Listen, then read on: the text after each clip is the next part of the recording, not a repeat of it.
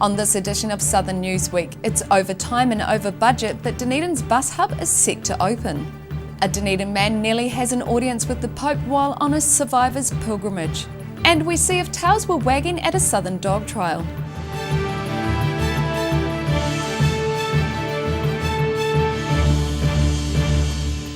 Kia ora, I'm Melissa Barton. Dunedin's long-awaited bus hub finally has a completion date. The Otago Regional Council announced today the Great King Street Hub will be officially opened on March the 20th, after being plagued with delays. Better late than never. Dunedin's new bus hub is set to start operation in 1.5 weeks' time. The new location aims to centralise public transport in the city and ease congestion on George Street. The hub features 10 bus bays, plus shelters, seating, toilets, stops with audio buttons and eventually a cafe kiosk. This morning the Otago Regional Council admitted the project has suffered multiple delays and a budget blowout of $1 million, on top of the $4.4 million allocated to the project last July. Currently the costs are sitting at about 5.4, but included in that is about $400,000 worth of infrastructure replacement that is to be funded by the DCC. Collings blamed some of the additional costs and delays on an array of confusing pipeworks buried beneath the road, which led to extra excavations. With any project, until you open up the ground, you don't necessarily understand exactly what you're going to receive. Collings says additional delays were caused by work ceasing before Christmas to help local retailers gain some foot traffic. But other than washing a few windows, they're not thinking of compensating businesses affected by the loss of patronage over the last half year. Where the contractor has created some immediate effects on the businesses, such as windows and that sort of stuff, agreed that we'll come in and we'll do a wash up at the end. But there's been no indication from the council that we'll be considering any compensation. Council Chairman Stephen Woodhead says, despite the delays, bus patronage is increasing at about 10% a year, considerably higher than Auckland, Wellington or Christchurch. Whether the bus hub opened this month, 3 months prior or 3 months later, actually the system is functioning adequately. While the buses are still a week and a half away, the road is expected to be fully open next Monday. In Dunedin, for the South Today. Dunedin man Daryl Smith has recently returned from Rome, where he'd hoped to have an audience with the Pope. Smith was at the first international gathering of survivors of sexual abuse at the hands of religious organisations. And a warning, this story is about childhood sexual abuse and some viewers may find it disturbing. Home again. Dunedin sexual abuse survivor Daryl Smith back in the familiar surrounds of the city's railway station, swapping travel stories with a couple of Australian tourists. Smith was the only survivor from New Zealand at the inaugural World Sexual Abuse Survivors Week in Rome. We're talking about hundreds and hundreds of thousands of children in New Zealand and worldwide, well and truly in the millions of children who are affected by this.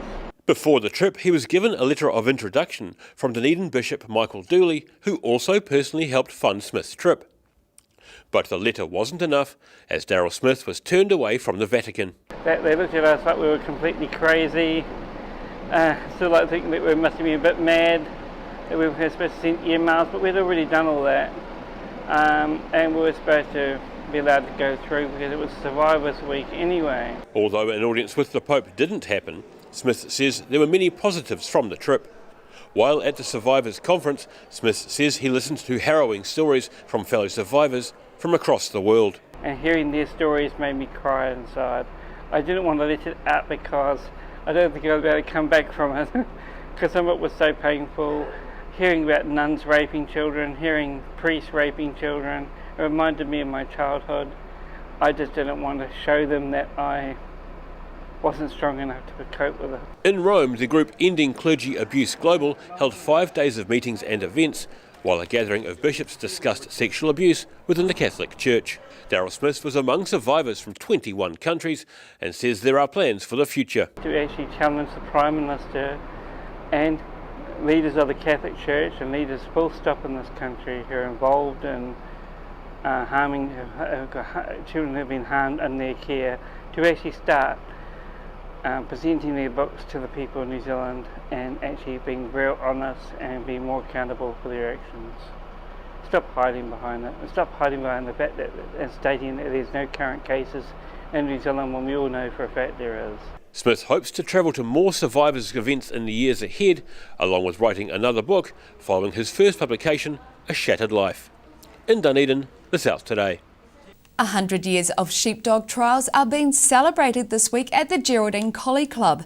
The club's centenary is being held at Waihi Gorge Station in South Canterbury, with some competitors likely to go on to compete in national trials.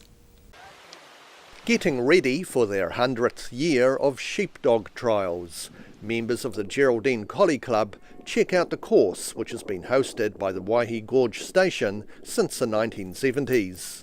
Station manager Tim Snowden says the dogs are set to be mustering Romney ewe lambs, which are more of a challenge than other sheep breeds used in earlier years. We just replaced them in the last couple of years. We used to run Drysdale ewes here, so now it's a bit more of a challenge. Now Romney's a bit freer, so it keeps the dogs on their toes. 3 days of trials began yesterday as a build-up to the weekend's events. We're just running the locals on the Thursday afternoon just to try and make it get people through a bit quicker in the weekend. So yeah, no, we're looking forward to it. The club president says some of the competitors usually go on to compete at a national level. Quite a few open competitors that go to the national most years, so that's what the good guys aspire to. The Sheepdog Trials are being held at Waihi Gorge Station near Woodbury in South Canterbury until Saturday. In Geraldine, for the South Today. A Dunedin man who survived a serious car crash in 2017 has become a spokesperson for belting up.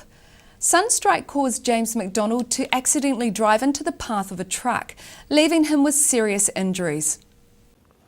James McDonald counts himself lucky. This footage is from September 2017, when the Dunedin man's car turned in front of an 18-wheeler courier truck. He remembers most of it like it was yesterday. I was knocked out, I was unconscious, but the brunt of the impact was my nose on the steering wheel. I broke the steering wheel with my nose, resulting in that splitting wide open. So I was knocked unconscious, but only after a couple seconds I came to, because the amount of blood that was coming out of my face, hitting my arms, was almost like the feeling of someone throwing water on me, so I came to straight away. McDonald says the truck driver looked in to see if he was okay, and next on the scene was a woman who happened to have medical training. So I think I held my nose together while she held my arm, and she got some temporary pain relief and basically kept me awake and focused until the paramedics arrived. He says the reason he broke the steering wheel with his nose was because he wasn't wearing a seatbelt. It's why he considers himself lucky to be alive, and why he's also encouraging others to belt up. I mean, I was one of those guys growing up that just never kind of really thought, especially just driving down the street, driving down the block, but it's just ignorance, really. You just don't know.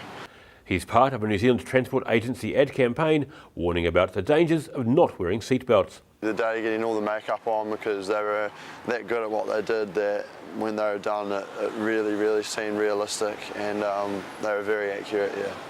He says you don't have to be a bad driver to be in a car crash, so wearing a seatbelt at all times is the best way to save your life. In Dunedin, the South Today. Still to come on this edition of Southern Newsweek, Clyde's Play Centre has come a long way since first opening its doors many years ago. And love conquers all in the annual Tabooed cross-country race.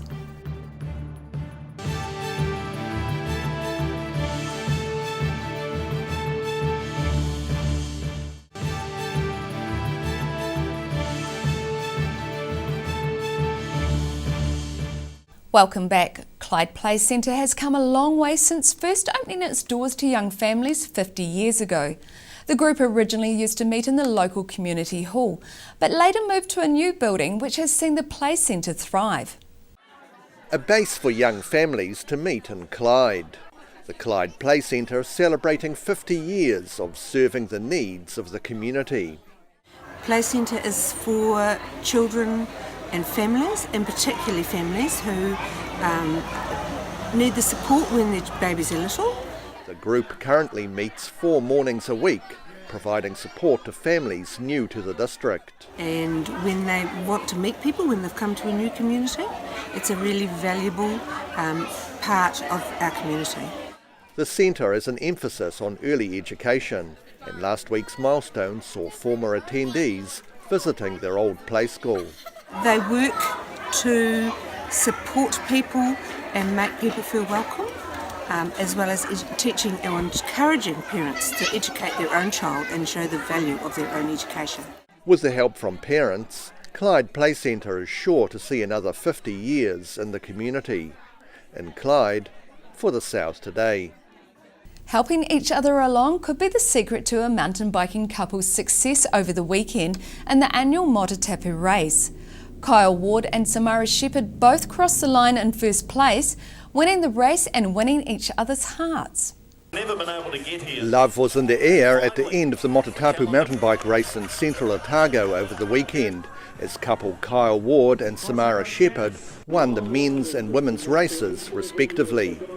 So I've been dating Samara for 3 years now, but I'm very fortunate guy to have a girl to chase around, or a girlfriend, and she enjoys riding around and chasing me, and I keep her fit, and some days I need some motivation not to be chicked, and it's vice versa. So. The 47-kilometre event sees competitors race through the Motatapu Valley between Queenstown and Wanaka. Shepherd says the course threw a few curveballs their way. Yeah, I underestimated actually. On the profile, it looked like it was just a big climb and then scream on home for the last 20 kilometres. But yeah, we got to the last 20 odd kilometres and it was just a headwind the whole way and through the grass, and even some of the rivers you were riding through with your feet submerged, so it's pretty awesome. Yeah, it's a real adventure. As well as keeping in top physical shape, the mountain bike race requires a lot of brain power as well. Well, I think for me, I want to race as fast as I can, but you have to change your mentality to get the best out of your team. So it's nice to share an experience like I suppose, pairs racing like that. It's just a different experience. Christchurch athlete Flavio Viana was another to enjoy success on the day, taking out the Xterra triathlon. Yeah, it was good. I hurt on the uphill, but when I could drop the guys behind me and just made it. I actually didn't know I was leading the race. I was pretty stoked there. As for Kyle and Samara, they will compete at the National Champs in Rotorua next weekend. In Wanaka, for the South Today. Contractors have lifted 2 segments of Wanaka's Millennium Path, with their every move watched by a small group of Path supporters. The 650-metre path displays significant dates from over 2,000 years of history, but is set to be removed as the council looks to develop the lakefront. It's been a feature of the Wanaka waterfront for almost 20 years, but now the town's 650-metre Millennium Path is set to be relocated, as it doesn't fit into the Queenstown Lakes District Council plans for the redevelopment of the lake shore. Sure, it had to be done because originally they were going to demolish the whole path. So we had to prove that they didn't have to be demolished. If it had to be shifted, there was a way. The council agreed to trial shifting it following opposition to its removal, including a 1,700-name petition. Contractors successfully lifted 2 short segments of the path yesterday under the eagle eye of Path supporters. Watching them do that down there now, it's like, what's the point? Why change the path to another place just for the sake of change? The tiles along the path display significant dates from over 2,000 years of human history. The council says the outcome of the trial will help decisions on how to incorporate the concept of the path into the redevelopment. It'd be much easier and cheaper just to leave the path where it is and put a little wall along beside it to protect it from traffic and lawnmowers. The developed design of Stage 2 of the lakefront plan is set to be made public next month. In Wanaka, the South Today. Still to come on this edition of Southern Newsweek, Spanish language learners in Dunedin received a special memento after an exchange trip to Spain, and we see who won the Miss Pole Dance New Zealand competition held in Queenstown.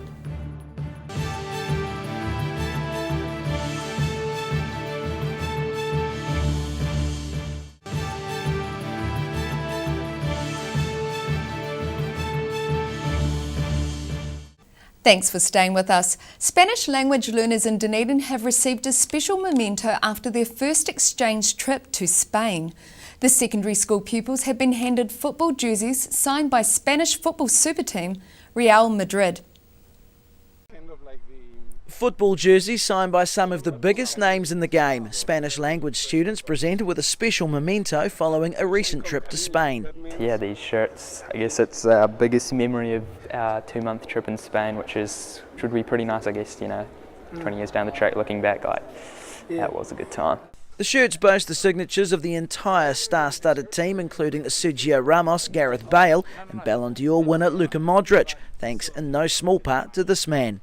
So I guess my dad works as a consultant for Real Madrid, and so when I was to take the first exchange group from Dunedin to Madrid, that became one of the things we wanted to do, to go and see Real Madrid, and it just grew to the point where we got involved with the actual players. 8 pupils went on a tour of the club's training facility, Real Madrid City, as part of a student exchange. Spanish is quite a big language at the moment. It's being taught in many schools, and what we thought is, let's start a Spanish exchange program that is open to any school. So we've started with John McGlashan, but also Kavanagh and Columba College has been part of it, and it's just going to grow. He says the exchange program is open to any school that's interested, but getting signed Real Madrid shirts may not be a regular occurrence. We are the furthest away fan club. I think that's why they were really interested about us, because there's no fans of Real Madrid as far as we are, so they wanted to meet us. The presentation of the jerseys marking the official beginning of Real Madrid's most distant official supporters club in Dunedin, the south today. A Christchurch pole dancer has successfully defended her title at the 2019 Miss Pole Dance New Zealand competition in Queenstown. The event organisers says the winner's performance in front of a huge crowd at the Queenstown Memorial Centre was flawless and beautiful. Grace, skill, poise and strength. This is part of Christchurch woman Olivia Anderson's winning performance at the 2019 Miss Pole Dance New Zealand competition held in Queenstown. Competition organiser Raha Sangsari says her routine was outstanding. We had 16 competitors come from all around New Zealand, and the standard of pole dancing is really, really high this year. Anderson was among 16 dancers from throughout New Zealand, chosen from 28 video entries, competing for the title. Second place went to Michelle Muscles, also of Christchurch, and Hamilton's Laura Lockhart came third.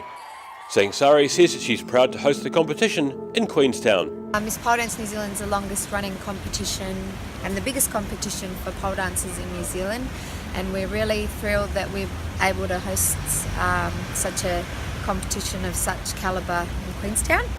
She's run the competition for the past 2 years and says the highlight of the night was watching one of her students, Lucille Lebowski, use stilts in her performance. She says the resort town is developing a strong pole dancing community.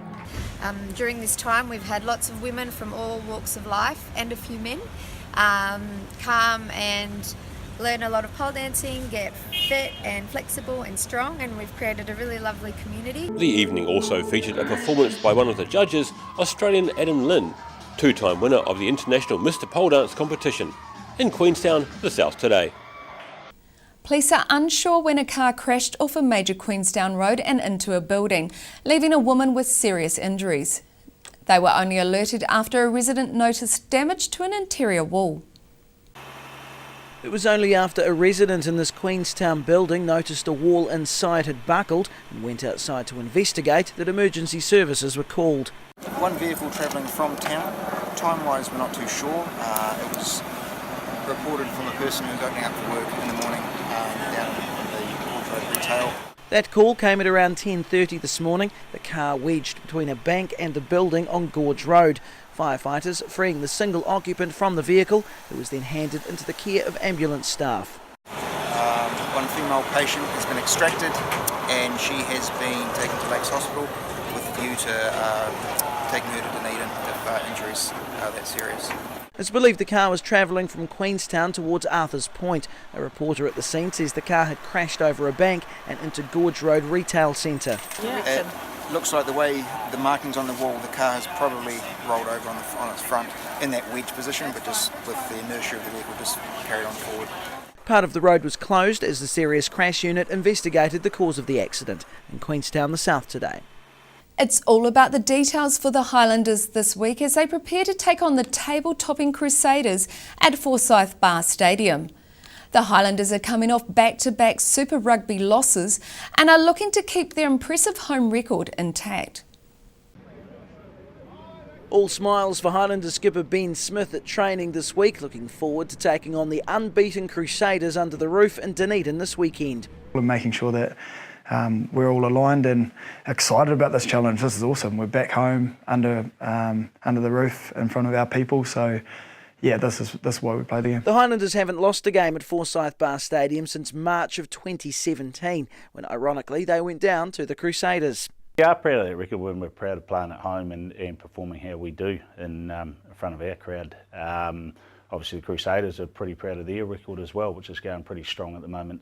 So well, in fact, the Red and Blacks are chasing their 20th win on the trot, unbeaten since their last trip down south a year ago. But that's all history this season. There's just a one-off game that, you know, we're trying to move forward in this competition, so we need to perform well. So I think, you know, we enjoy playing at home and we realise that we're up against a good opponent. The Crusaders will be without All Black prop Joe Moody, but captain Sam Whitelock is expected to be named in the team, a big challenge for Highlanders rising star Josh Dixon. Yeah, they've got some pretty good locks there, so now it'd be good to go up against the best, I'd say. They're a pretty good outfit there in that forward pack, so you know, we've got a plan and we'll go up there and hopefully we execute and do well. Fellow lock Pari Parkinson and midfielder Thomas Umanga Jensen are under concussion protocols. It's unclear whether they'll be available this weekend. In Dunedin, the south today. And that's all for this edition of Southern Newsweek. For the latest news from the Southern region, head online to odt.co.nz and follow Channel 39 on Facebook and YouTube. Thanks for joining us. Ka kite anō.